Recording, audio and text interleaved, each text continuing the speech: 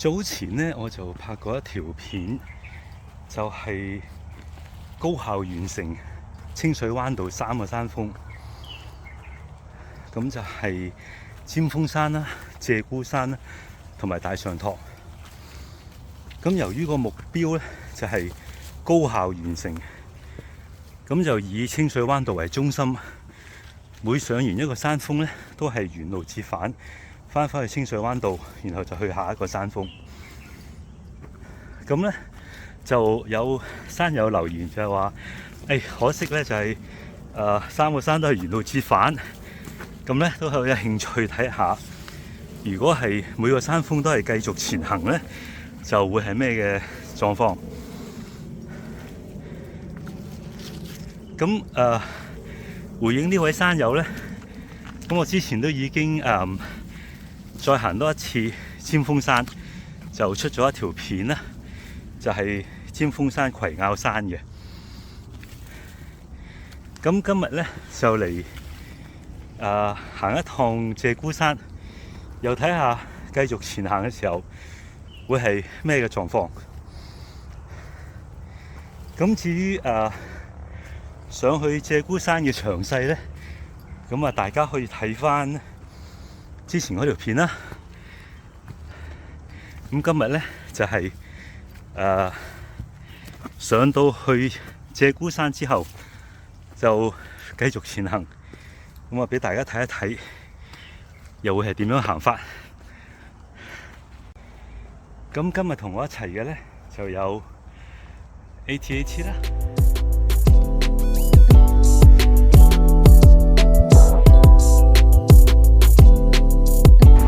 搭車嚟到壁屋懲教所，咁視乎你喺邊一個方向嚟啦。咁如果我喺懲教所呢邊落車嘅話咧，我就要過馬路去對面。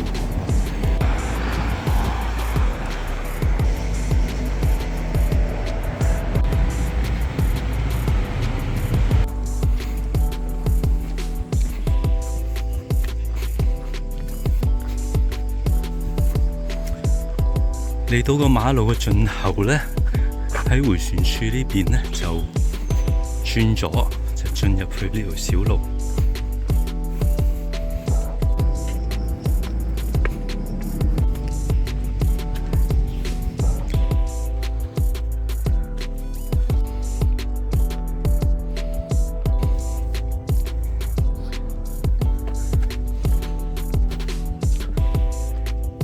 爬晒嗰啲大斜坡之後，上到嚟一個平位咧，就差唔多到鷓鴣山嘅山頂。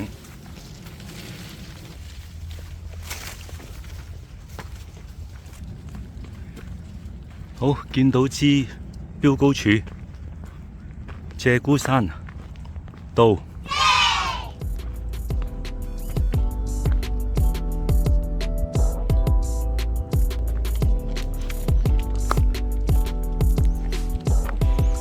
今日而啱個天氣咧就有啲雨粉啦，同埋好大霧嘅，咁就好濕，濕度係90幾個%。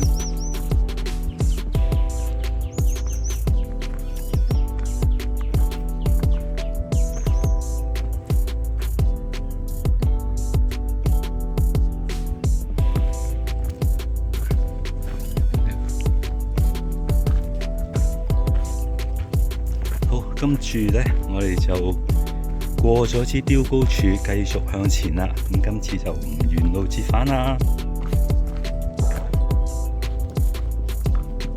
咁就同大多數山都一樣啦，就係有好多條路可以上山，有好多條路可以落山。咁咧，今日就我哋一路落去咧，其實都會有啲分岔路嘅。但係咧，我個目標咧就希望咧落到去將軍澳嗰邊啦，就可以接上去行埋鴨仔山。咁咧就一路行就一路睇路啦。雖然今日都好大霧啦，但係咧呢度咧都可以見到將軍澳一帶。前面咧釣魚翁、將軍澳橋。咁而家咧暫時落去咧，條路都係好路嚟嘅。有鋪設好嘅梯級。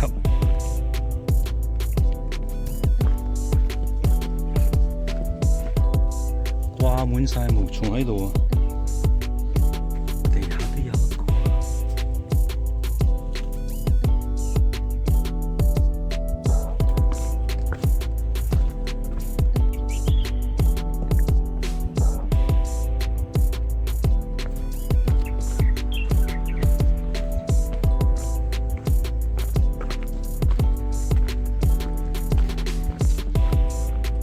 見到第一個分岔路口，右手邊嘅路，左手邊嘅路一樣嘅啫，都係去返前面匯合返嘅兩條路。咁我就行左邊啦，開揚啲。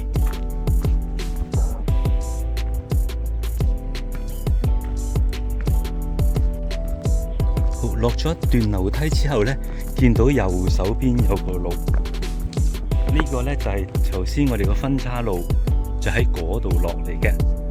咁即係話咧，如果我哋行呢邊呢條路咧，就會見唔到頭先個民間設施啦。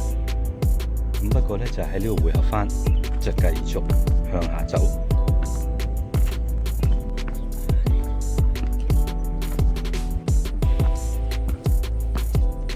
落啊落啊落啊，係咁落。正如我剛才話啦，就係一個山有好多嘅路上，好多嘅路落。咁呢度都有唔同嘅分岔路嘅，一路都係。咁由於我目的咧，我想去埋鴨仔山，所以咧，我哋係要喺民間設施旁邊呢一條路走，就唔係喺頭先落嚟嗰度一路向下行嘅。咁就要轉入嚟，就喺呢邊落去。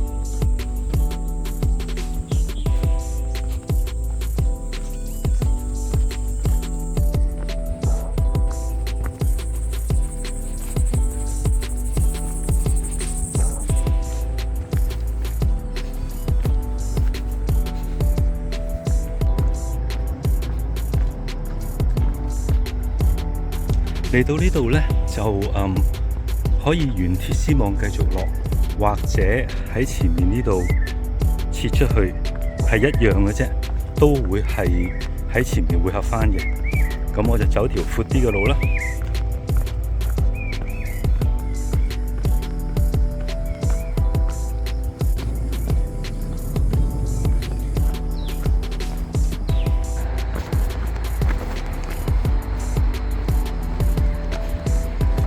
接返馬路，咁如果剛才喺鐵絲網沿住再行咧，就喺後邊接落嚟啦。咁而家出返嚟馬路咧，我哋就向前行。由於咧，我就想喺呢度接過去鴨仔山，咁所以咧喺呢個馬路嘅轉彎位咧，我就會喺右手邊呢個路口切返入去，然後就向住鴨仔山嗰邊進發。咁如果沿住馬路走呢，就係切走噶啦。咁啊出返去大街。咁而家我就繼續喺山道呢度行啦。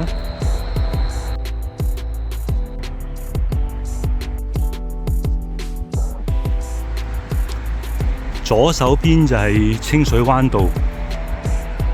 所以都聽到好多車聲。出到嚟呢度呢，就會見到左手邊有黃色嘅欄杆，右手邊有綠色嘅欄杆。我哋係要向左手邊黃色嘅欄杆呢邊行嘅，因為綠色呢邊呢，其實就會捐返入去入面嘅。咁我哋要繼續去鴨仔山啦，咁我哋就行左手面。咁而一路行前嚟呢，亦都會見到有路牌。咁前面好明顯就出返去清水灣道啦，可以切走啦。咁而右手面呢，就係將軍澳徑。咁我哋呢，就係轉右入去將軍澳徑嘅。跟住見到路牌呢，就繼續向住將軍澳徑嗰度行。咁一轉咗入嚟呢，其實呢又見到繼續有黃色嘅欄杆。咁呢上邊係通上一個小山丘，喺地圖上顯示係少女峰。咁可以行上去嘅，就喺後邊落返去嘅啫。咁不過呢，右手邊呢條路呢，就係沿住個山腰過去。咁我哋就行呢邊。咁啊，兩邊都得嘅。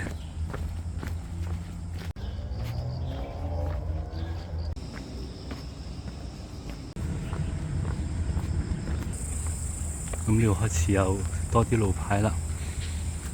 右手邊落去嘅係景林村。我哋繼續上樓梯。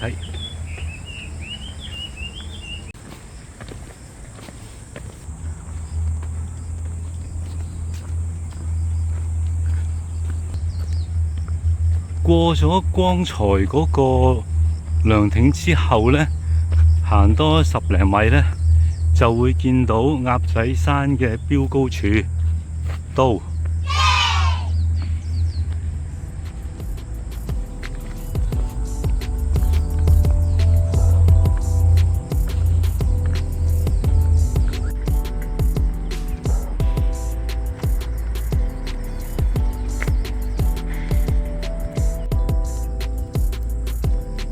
完成埋鴨仔山，咁跟住就切走啦。咁就繼續向前行，就一路往前，就會出返去市區㗎喇。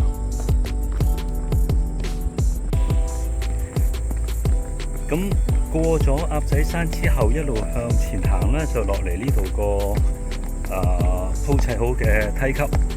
咁呢度咧，其實出去咧就係去寶林站同埋去坑口站咧，係差唔多一樣嘅路程。咁呢度就已經可以用電子導航出去就已經搞掂㗎啦。咁基本上都係直行，一路落晒啲梯級，然後就出到去大馬路嘅時候就轉左轉右嘅啫。咁呢條路今日喺鷓鴣山落嚟鴨仔山，咁整段路都算係頗親民下嘅。係如果遇上啲潮濕嘅天氣咧，喺山路上邊就有啲青苔啊，啲泥又會濕滑啲啊，有啲線。咁如果好天嘅話咧，咁條路都好好行嘅。咁今日就拍到呢度為止啦。下次再見啦，拜拜。